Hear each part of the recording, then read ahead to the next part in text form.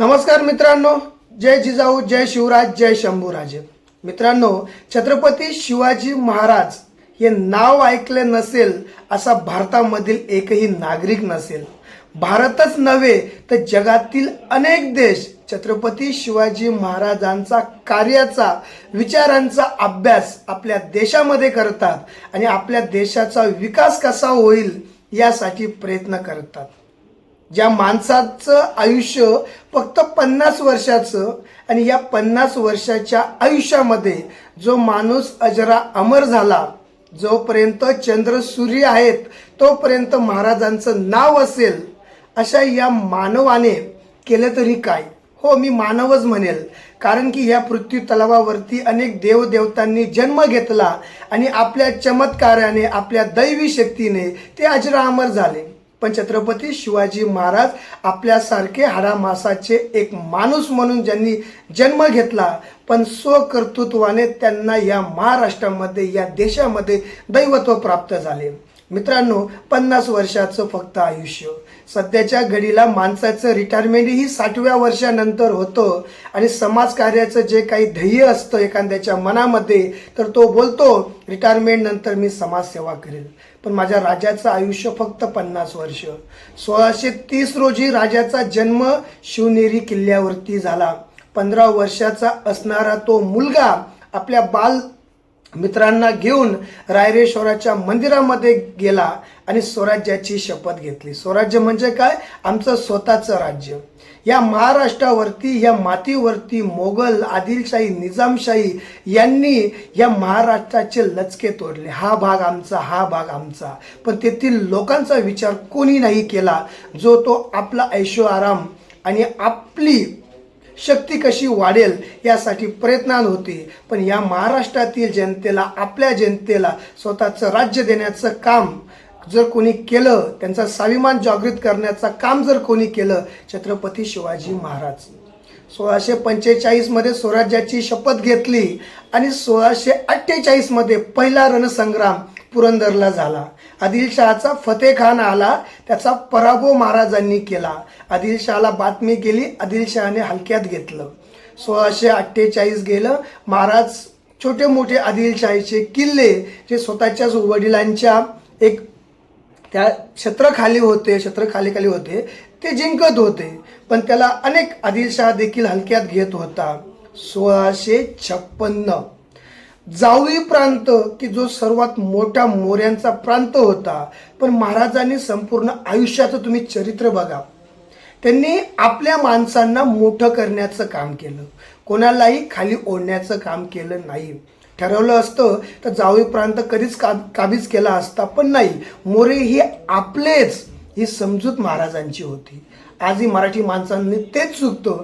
आपला मराठी माणूस कसा पुढं होईल यासाठी मराठी माणूस ज्या दिवशी एकत्र येईल त्या दिवशी या देशावरती पुन्हा वर्चस्व मराठ्यांचं, मराठी माणसाचं असेल.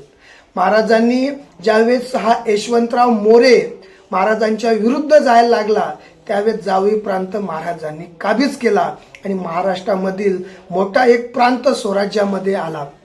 मित्रांनो, महाराजांची वाढती ताकद बघता भोसलेंचा दुश्मन, ज्याने शिवाजी महाराजांचे मोठे बंधू संभाजी महाराजांचा कपटाने त्या ठिकाणी वध केला होता, जे शहाजी महाराजांचा नेहमी द्वेष करायचा, तो अफजल खान या महाराष्ट्रावरती चाल करून आला. मित्रांनो, अफजल खान हा काही सोपा शत्रू नव्हता, तो एक प्रकारे राक्षसच होता.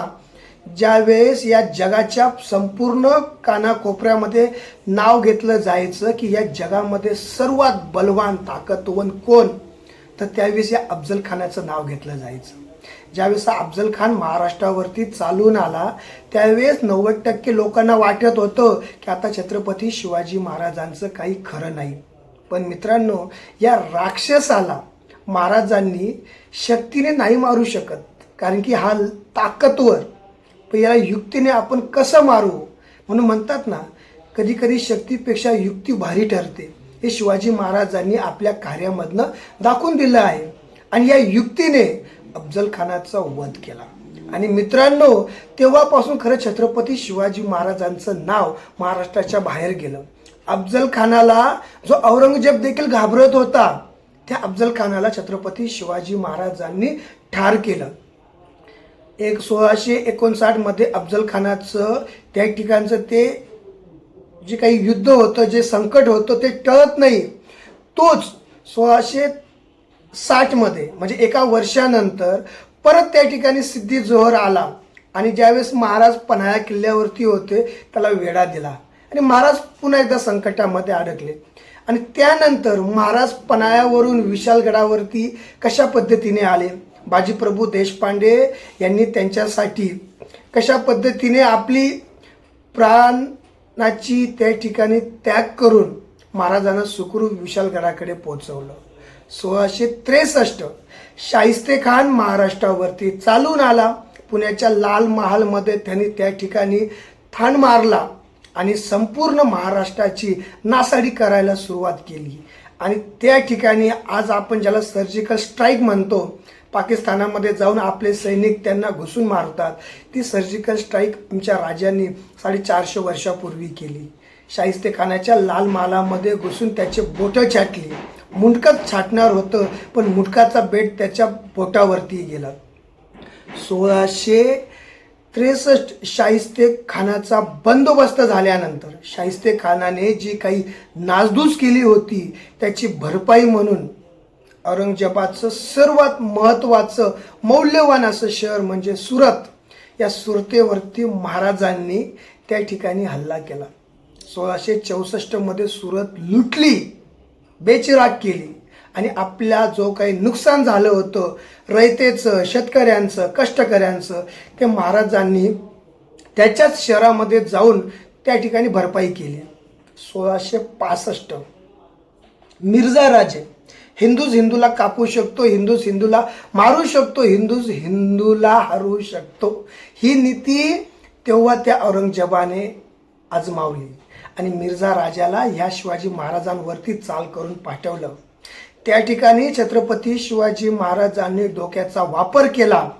आपण म्हणतो की महाराज हरले, महाराजांनी हरले नाही, महाराजांनी तह केला आणि आपल्या 100 म्हणजे त्यांच्याकडे जेवढं स्वराज्य होतं त्या 100% 70 ते 80% स्वराज्य हे द्यावं लागलं. महाराजांची ती बुद्धी, एक विचार करू शकतो आपण की आपल्याकडे जे काही आपण कमवलेलं असतं ते जर आपण आपलं गेलं, आपण एखाद्या परीक्षेमध्ये नापास झालो की आपल्या काही उद्योगधंद्यामध्ये नुकसान झालं तर आपण खचतो, हारतो, पुन्हा उभेच राहत नाही, कधी कधी तर आपण आत्महत्या करतो. पण विचार करा, महाराजांचं 70-80% स्वराज्य गेलं, तह झाला. महाराजांना बादशाहच्या 50व्या वाढदिवसासाठी त्या आग्र्याला जावं लागलं. स्वतःचा 8 ते 10 वर्षाचा मुलगा हा त्या ठिकाणी मोगलांचा सरदार बनला आणि त्या बादशहाच्या दरबारामध्ये संभाजी महाराजांना देखील जावं लागणार होतं. बघा, आपलं स्वराज्य गेलंच पण आपला एक मोठा मुलगा, त्याला घेऊन आपल्याला त्या दुश्मनाच्या गुहेमध्ये जावं लागणार आहे. तिथनं आपण वापस येऊ की नाही सांगता येत नाही. या राज्यासाठी ज्या माणसाने स्वतःच्या बापाचा, स्वतःच्या भावांचा त्या ठिकाणी मृत्यू घडवून आणला, तर त्याला हे दख्खन, हे महाराष्ट्र काबीज करायचं आहे, त्यासाठी तो आपल्यालाही सोडणार नाही. पण तह झाला, एका हिंदूने दुसऱ्या हिंदूला शब्द दिला, जावं तर लागणारच. 1666 आग्रा बादशाची भेट, महाराज गेले. महत्त्वाचं सर्व गोष्टींमध्ये महाराजांचं तर्क बघा. त्या बादशाहच्या दरबारामध्ये काय झालेलं, ज्यांना महाराजांनी हरवलं ते महाराजांच्या पुढच्या रांगेमध्ये, महाराज पाठीमागच्या रांगेमध्ये. म्हणजे कुठल्या ठिकाणी जर आपला अपमान होत असेल तोही सहन करायचा नाही. स्वाभिमान काय असतो स्वतःचा हे देखील दाखवणं गरजेचं असतं. मग भले आपला मृत्यू हो, काही फरक नाही. त्या ठिकाणी महाराजांनी स्वाभिमान दाखवला. ती खिल्लत हाताने उधळली आणि भर दरबारामधून, ज्या दरबारामध्ये आशिया खंडातील, जगातील मोठमोठे राजे आले होते आणि त्या राजांना या राजाने दाखवून दिलं की स्वाभिमान काय असतो. अफजल खानला मारणारा हाच तो राजा, शाहिस्ते खानाचे बोटे कापणारा हाच तो राजा. आणि महाराजांचं नाव त्या एका प्रसंगाने महाराष्ट्रातच नव्हे तर जगाच्या कानाकोपऱ्यात गेलं. मित्रांनो, एवढं सर्व अपमान झाल्यानंतर तो बादशाह शिवाजी महाराजांना सोडणार होता. महाराजांचा त्या ठिकाणी बोलून त्यांचा खात्मा करण्याचाच प्लॅन औरंगजेबाचा होता.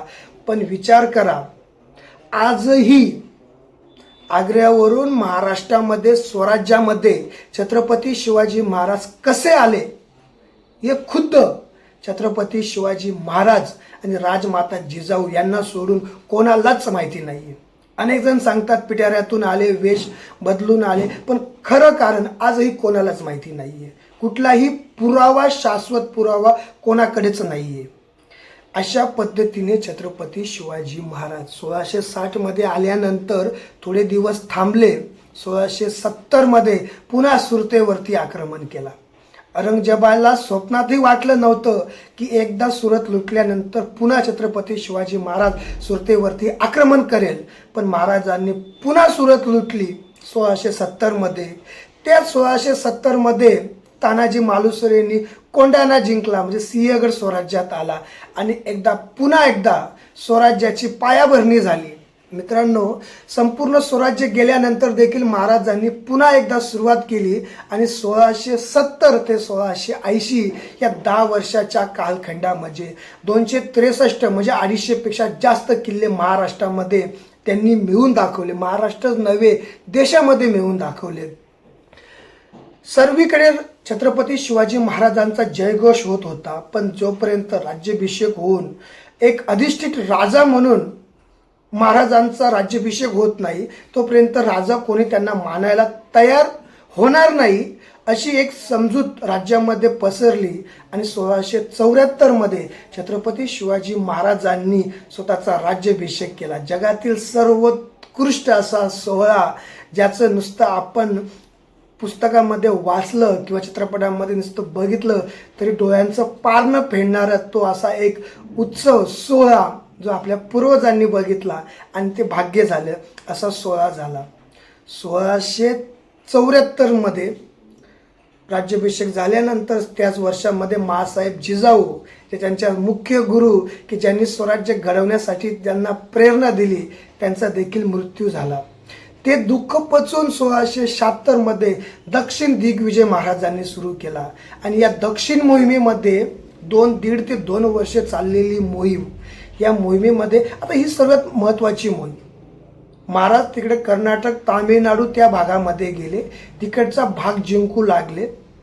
जे आडवे आले, जे त्या विरोधात आले त्यांना आडवे करत गेले, जे स्वतःहून आले त्यांना बरोबर घेतलं. पण एक लक्षात घ्या, तिथला कुठल्याही हिंदू राजाचा असेल तर त्या हिंदू राजाचं कुठलंही राज्य स्वतःच्या राज्यात सामावून नाही घेतलं.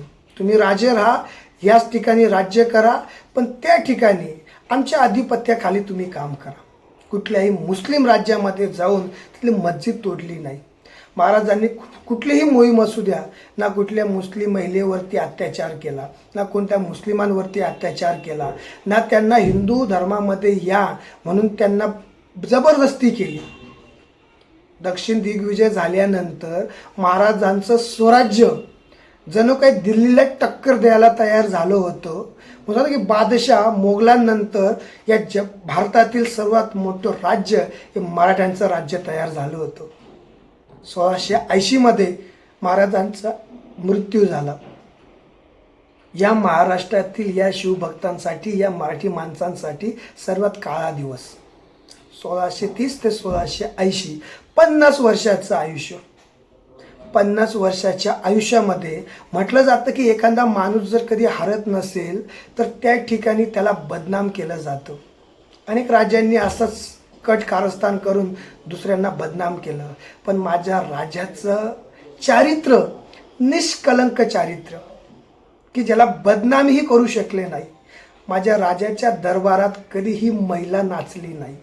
माझ्या राजाच्या दरबारात कोणीही गरीब, श्रीमंत, कष्टकरी, शेतकरी गेला तर तो खाली हाताने वापस गेलेला नाही. या संपूर्ण देशामध्ये आमचं राज्य, आमची भूमी ही स्वराज्यामध्ये सामील झाली पाहिजे असं सर्वांना वाटत होतं. या मोगलांना आदिलशाही संपवली, निजामशाही संपवली आणि मोगलांनाही निस्तनाभूत करण्याचं काम या महाराजांनी केले. मित्रांनो, ही ज्वाला, स्वाभिमानाची ज्वाला छत्रपती शिवाजी महाराजांनी पेटवली. पुढे ती संभाजी महाराजांनी त्या ठिकाणी 9 वर्ष संघर्ष करून पेटती ठेवली. पुढे अनेक छत्रपती आले, पुढे पेशवे आले आणि या दिल्लीच्या गादीवर मराठ्यांनी राज्य केलं. ज्यावेळेस या देशावरती कोणी आक्रमण करायचं त्यावेळेस या देशाचं रक्षण करण्याचं काम मराठ्यांनी केलं. आणि ज्यावेळेस मराठ्यांचा, मोगलांचा काळ संपून इंग्रजांचा काळ आला, त्यावेळेस इंग्रजांच्या स्वाक्षरी, म्हणजे हे राज्य आम्ही चालवण्यासाठी देत आहोत इंग्रजांकडे, ही स्वाक्षरी देखील शेवटचे छत्रपती यांनीच केली. बळजबरीने त्यांच्याकडनं करून घेण्यात आली. म्हणजे हे राज्य इंग्रजांच्या आधीपर्यंत मराठ्यांच्या आधिपत्याखाली होतं. त्याच्यानंतर इंग्रजांकडे गेलं आणि इंग्रजांविरुद्धही लढताना अनेक आपल्या स्वातंत्र्य सैनिकांनी छत्रपती शिवाजी महाराजांचाच आदर्श घेऊन या स्वभूमी, मातृभूमीसाठी आपले प्राण त्यागले आणि या देशाला स्वातंत्र्य मिळवण्यासाठी प्रयत्न केला. आणि या 450 वर्षानंतर घराघरामध्ये छत्रपती शिवाजी महाराजांना देवासारखं पूजलं जातं. अनेक देशामधले लोक त्यांचा अभ्यास, रणनीती असू द्या, त्यांचं सामाजिक कार्य असू द्या, त्यांची रणनीती, युद्धनीती असू द्या, अनेक गोष्टींचा अभ्यास करून आपला विकास कसा होईल यासाठी प्रयत्न केले जातात. शेतकऱ्यांसाठी विकास करणारे छत्रपती शिवाजी महाराज, वेळप्रसंगी आज जी बोलतात कर्जमाफी दिली जाते, ती कर्जमाफी छत्रपती शिवाजी महाराज त्या काळात देत असत. आज अनेक जलोपयोगासाठी धरणे वगैरे बांधले जातात, ते त्या काही महाराजांनी शोध लावला, महाराजांनी धरणे बांधले. रस्त्यांचं बांधकाम महाराजांनी केले. 450 वर्षानंतर बांधलेले महाराजांचे गड किल्ले आजही त्याच मजबूत स्थितीमध्ये उभे आहेत.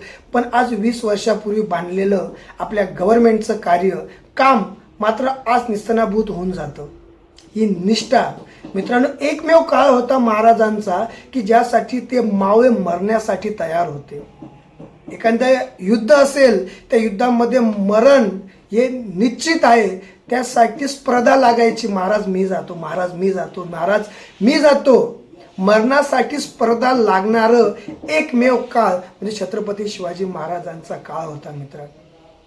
म्हणून मित्रांनो, 50 वर्षाच्या या कालखंडामध्ये या राजाने असं काही काम केलं, ज्या माणसामध्ये मिसळणारा हा राजा आज माणसाच्या हृदयामध्ये असा काही बसला आहे की देवापेक्षाही जास्त महाराजांना मानलं जातं.